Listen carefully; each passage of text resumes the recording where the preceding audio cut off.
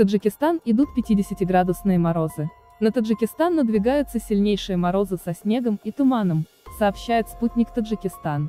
В Душанбе в ночные часы температура опустится до 3 градусов мороза, днем от 5 до 7 градусов тепла. А вот на востоке Гбао от минус 29 до минус 34 градусов. В районе Булункуля до 47-49 градусов мороза ночью и от 16 до 21 днем, говорится в сообщении. Тем временем в Узбекистане в эти выходные выдалась довольно теплая погода. В субботу воздух прогрелся до 5-7 градусов тепла, местами до 8-10 градусов. Ночные морозы ослабели до 0-2 градусов.